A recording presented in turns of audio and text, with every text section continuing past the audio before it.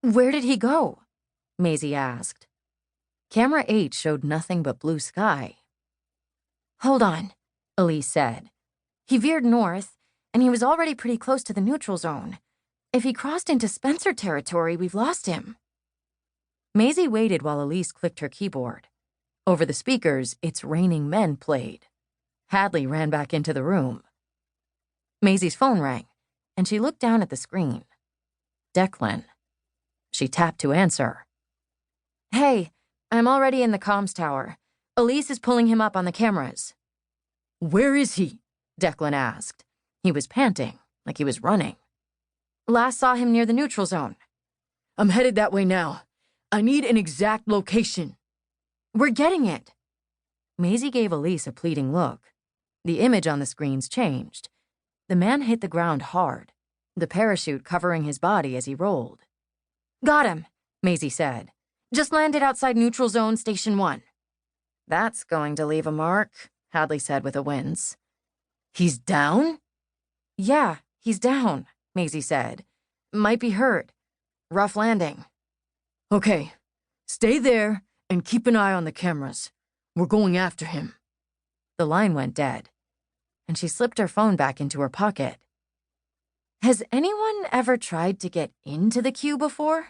Maisie asked, her eyes on the motionless orange blob on the screen. Hadley leaned closer to the screen.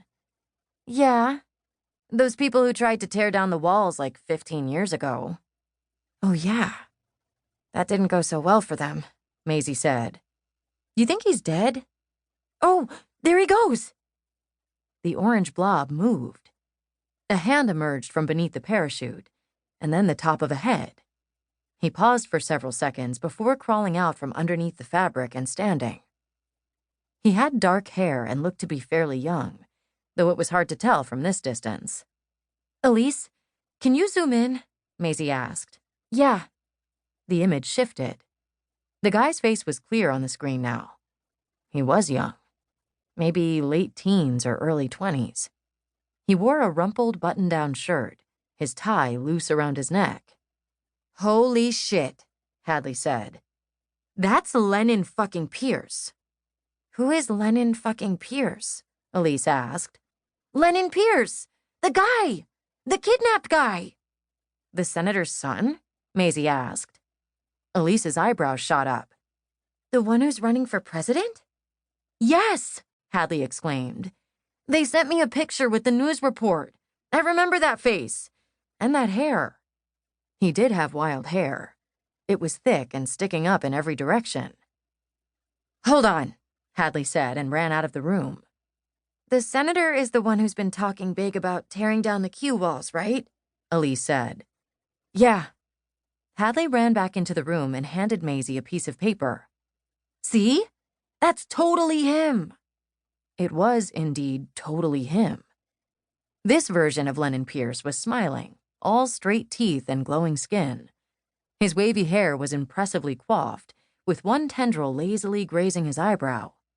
She wondered if they'd had to take the picture several times to make him look so effortlessly douchey. She passed the picture to Elise and returned her attention to the screen. Lennon was still just standing there, a frozen dumbass. Do you think they dropped him in here against his will? Hadley asked. Yes, Maisie said. Look at him. He has nothing on him. She turned to Hadley. Is Lopez reachable? Oh, right. Hadley grabbed the phone and dialed. Hey, where's Uncle Franco right now? She listened. I know you said not to. She cut herself off, taking a deep breath. It's an emergency.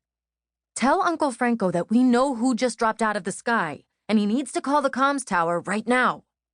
She hung up. Maisie dialed Declan. On the screen, Lennon scrambled backward, his hands in the air. He whirled around. Elise zoomed out. 4 men ran toward Lennon. Behind him, Maisie could see the black masks on the faces of the men on the motorcycles. Shit, she said.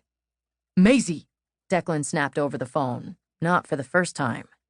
What is it? It's Lennon Pierce, she said hurriedly. On the screen, Lennon took off running. The son of the U.S. presidential candidate. And the Border Patrol just spotted him. Hadley did a double take at the screen, alarm on her face. There was a long pause. Where is he now? He's running. She stopped talking as the 4 men swarmed Lennon, tackling him to the ground. They've got him.